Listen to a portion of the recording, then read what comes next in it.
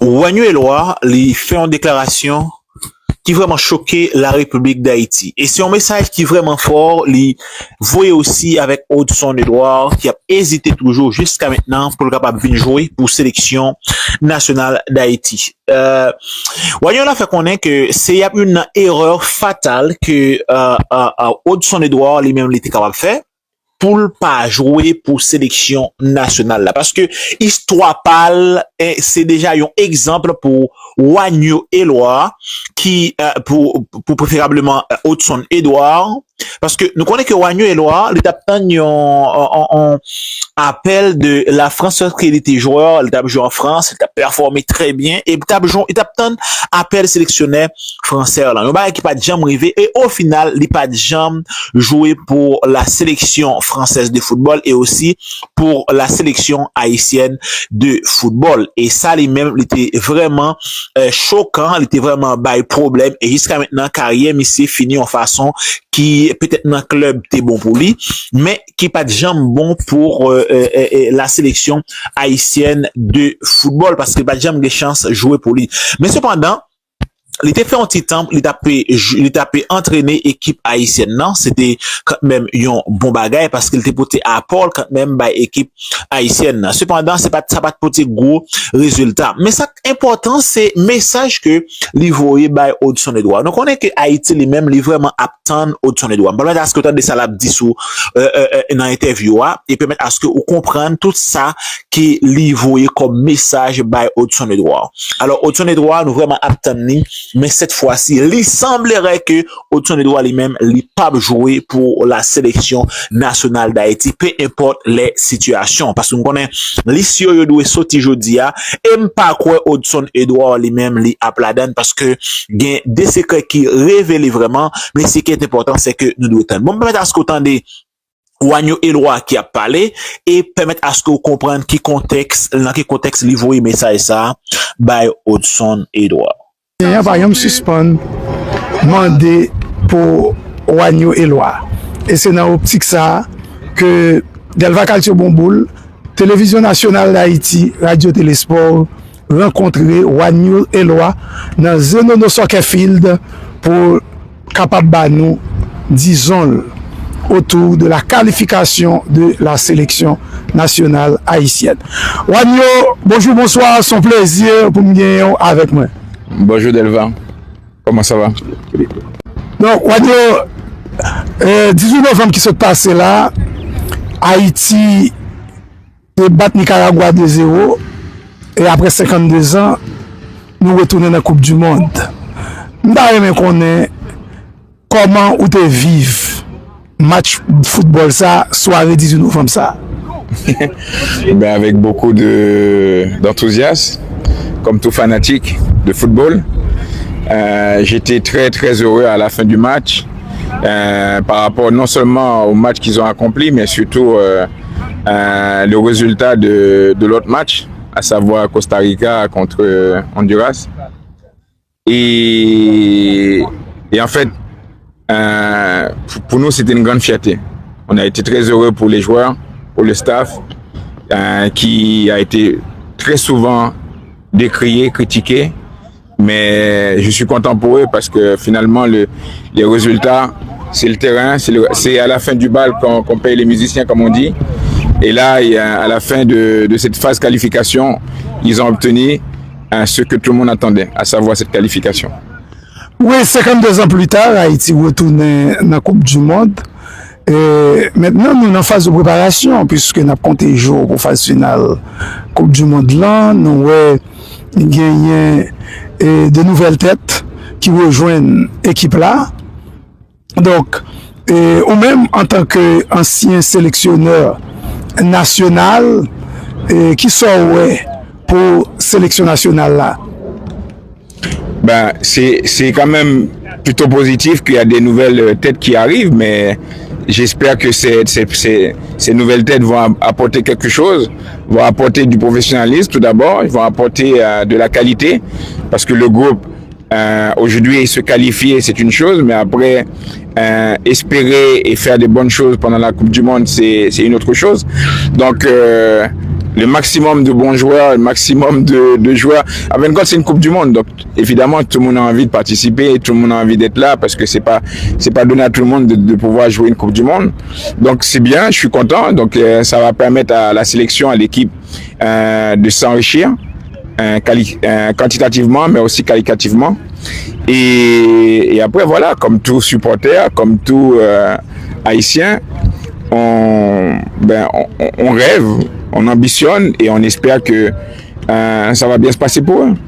Qui ça veut dire pour vous la présence de Wilson Isidore dans la sélection nationale là? Beaucoup de choses. Qu'est-ce que ça veut dire pour moi? Ça veut dire tout simplement que j'espère que le joueur il a réalisé, il a pris conscience que c'est important dans un CV de pouvoir participer à une compétition comme celle qui est la Coupe du Monde. Comme je l'ai dit précédemment, c'est pas donné à tout le monde. Et l'autre joueur qui n'a visé sélection nationale là, donc Gobi Jean-Baptiste et Hudson Edouard. Donc ces deux-là, ce sont deux excellents footballeurs et qui sont pensés et ont éventuellement arrivé Monsieur Sao dans la sélection. On l'a à mettre au fort répété, c'est-à-dire que quand tu composes un groupe de 23-26 joueurs pour une compétition, tu dois prendre les meilleurs, mais pas les meilleurs seulement en termes de qualité individuelle, mais aussi dans la vie de tous les jours. Donc je sais que Deschamps, il est souvent décrié par rapport à des choix qu'il peut faire, et c'est ça la difficulté d'un sélectionneur, c'est ça la difficulté d'un staff. Ce qui est important pour ces entraîneurs-là, pour ces staffs-là, c'est quand tu choisis tes joueurs, évidemment tu les choisis sur des critères sportifs, mais aussi il faut les choisir sur des critères contexte, l'environnement, parce que c'est une compétition où tu vas jouer. Alors on espère qu'Haïti aura une chance avec la possibilité dans le meilleur troisième, pourquoi pas mieux, mais le bien-être, bien vivre collectivement est très important. Et après l'entraîneur, on va pas lui donner de conseils, on va pas lui donner des idées. Je pense qu'avec son staff, il sait ce qu'il fait. On doit le féliciter pour avoir donné cette qualification à l'équipe, parce qu'en fin de compte, lui aussi, je pense qu'il a été souvent critiqué, et j'ai envie de dire à tort parce que on te donne un objectif, c'est à la fin de l'objectif qu'on te juge. Les critiques, ça fait partie du football. Les théoréticiens qui parlent avant et pendant, et qu'à la fin ils se retrouvent comment dirais-je, absurde, parce qu'en fin de compte ils peuvent dire que la qualification elle est miraculeuse, mais quand tu vas gagner à Costa Rica, tu bats les Nicaragua pour obtenir ta qualification, je pense que c'est plus que mérité. Ça prouve que ce groupe-là, il a bien vécu. Ça prouve aussi, je vais mettre un petit peu l'accent sur le comité.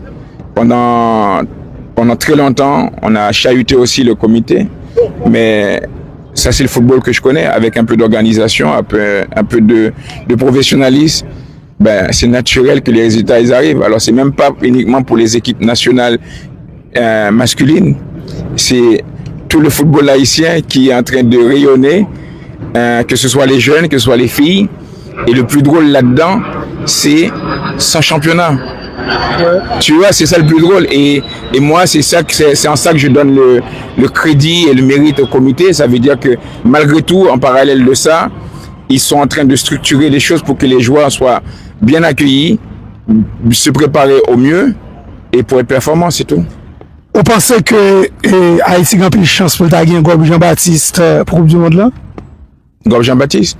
Non, après c'est un discours qu'il faut tenir aux joueurs. C'est un discours très clair, très positif. Je pense que beaucoup de joueurs ont envie de représenter leur équipe nationale. Beaucoup de joueurs ont envie de jouer une Coupe du Monde. Après, c'est le discours.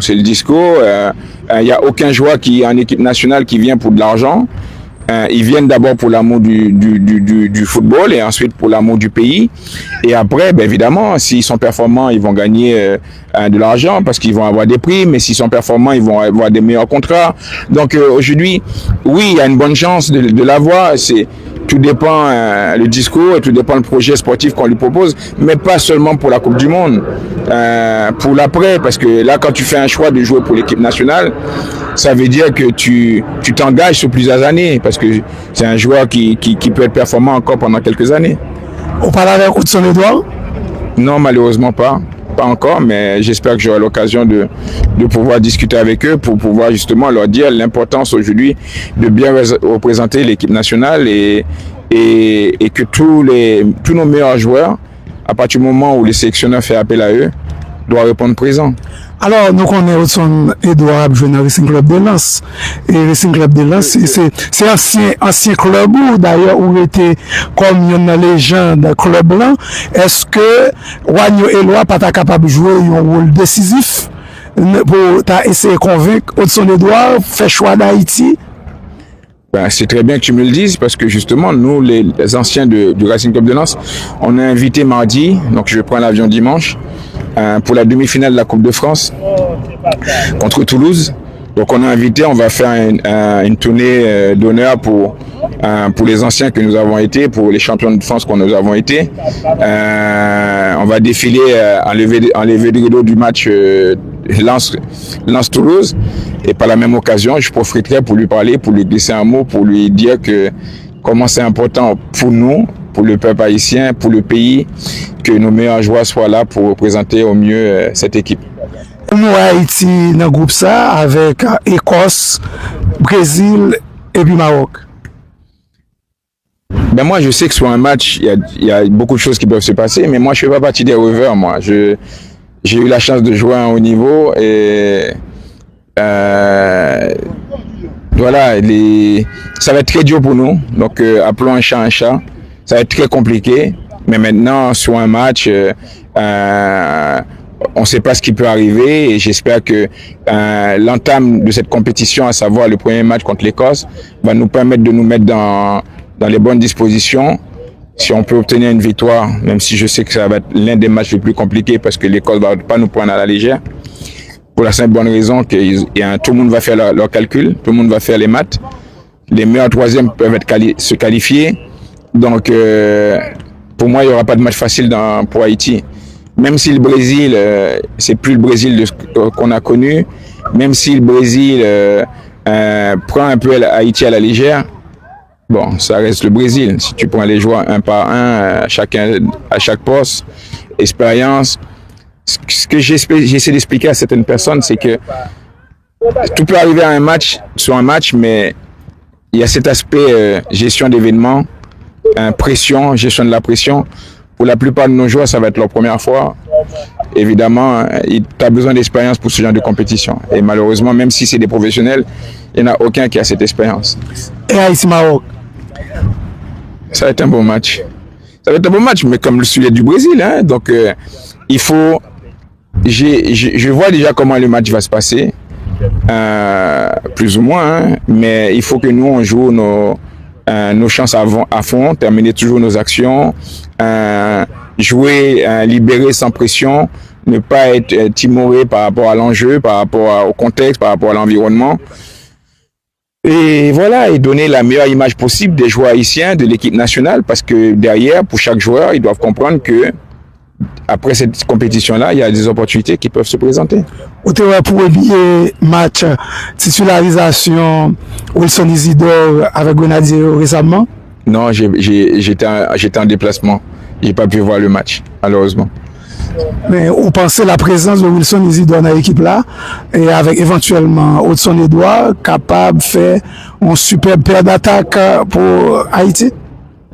Bon, il ne faut pas mettre de côté ceux qui ont permis à l'équipe de se qualifier. Hein. Donc, il faut, je vais dire, j'espère que Haïti aura les mêmes problèmes que la France sur la ligne offensive.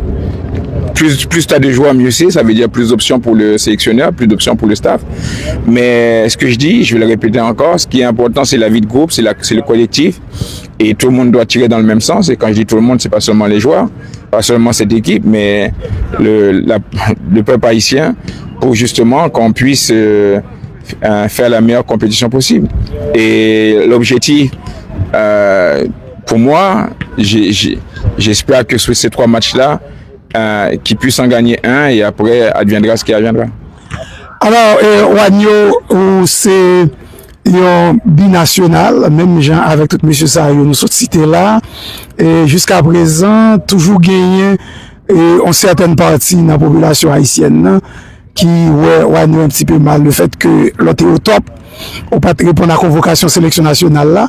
Au sur télévision nationale d'Haïti, Wanyo, qui ça ou capable de dire groupe ça à propos de l'heure de décider répondre et jouer non seulement comme joueur mais comme coach sélection nationale là. Non, tu vois, Belva, on est 20, 30 ans après, on entend toujours parler des mêmes choses, qui a été un mensonge plus que monumental. Jamais, premièrement, encore une fois, je vois même pas pourquoi j'ai besoin de me justifier par rapport à ça. J'ai jamais refusé l'équipe nationale, d'accord, premièrement. Pour pouvoir refuser l'équipe nationale, il aurait fallu déjà que je reçoive une convocation, ok, officielle, qu'on envoie un document au club et que le joueur dise qu'il refuse pas. Donc, ça a été un tissu de mensonges pendant des années et ensuite, il faut prendre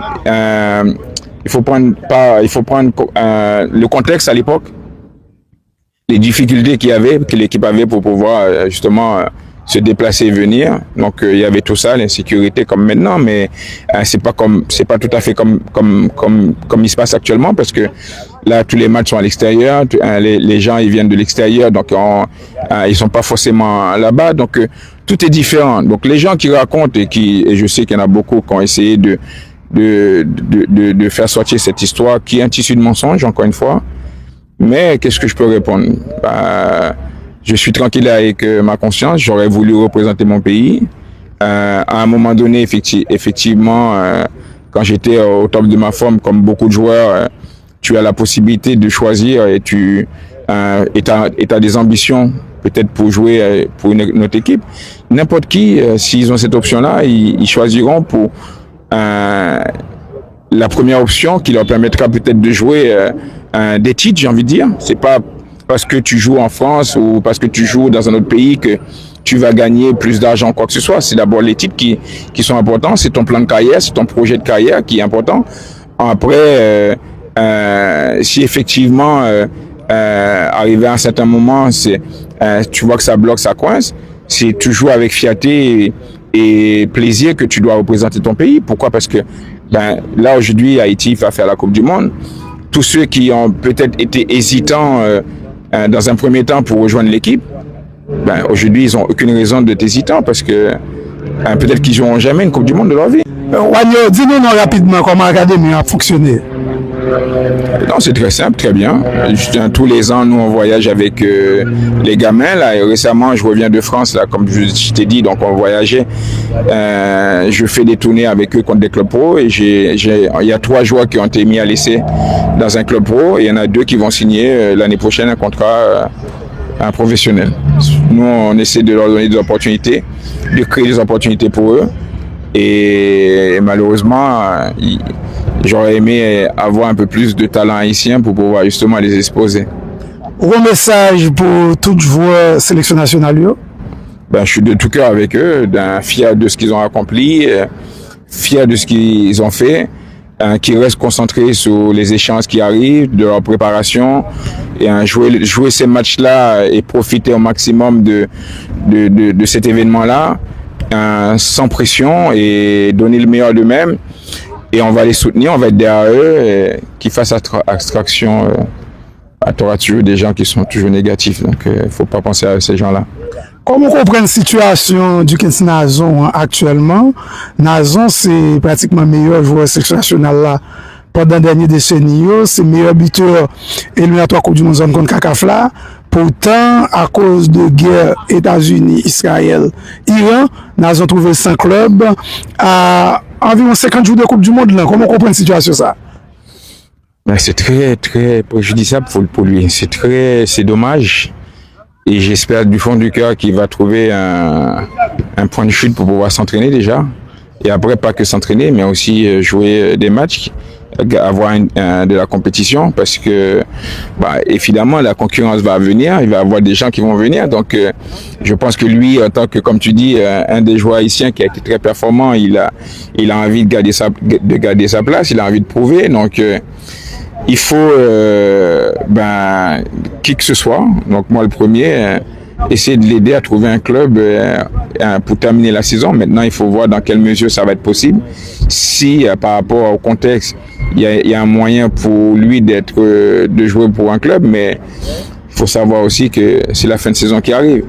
Donc, ce qui est important pour lui, c'est de ne pas rester inactif, de se préparer au maximum avec un préparateur, avec un club si possible, et trouver un moyen, s'il ne peut pas signer dans un club, de jouer des matchs le week-end qui va le permettre de garder sa forme et ne pas se retrouver à 2 mois de la compétition complètement hors forme physiquement et footballistiquement. Un message pour le peuple haïtien? On va tous être là pour soutenir notre équipe et je suis content parce que notre pays avait besoin de cette bouffée d'oxygène pour avoir un peu de tranquillité dans notre pays, et cette qualification-là nous a fait énormément de bien. Ça fait des années qu'on attendait quelque chose de positif. Enfin, il arrive. Et comme dit Nono, et je partage tout à fait ce message et ce discours, la paix peut passer à travers des événements sportifs et le football en particulier. Merci Wagno. Merci à toi Delva, et au plaisir, on se verra à la Coupe du Monde. Je serai le premier supporter de l'équipe et un parmi des milliers haïtiens à les encourager. Merci.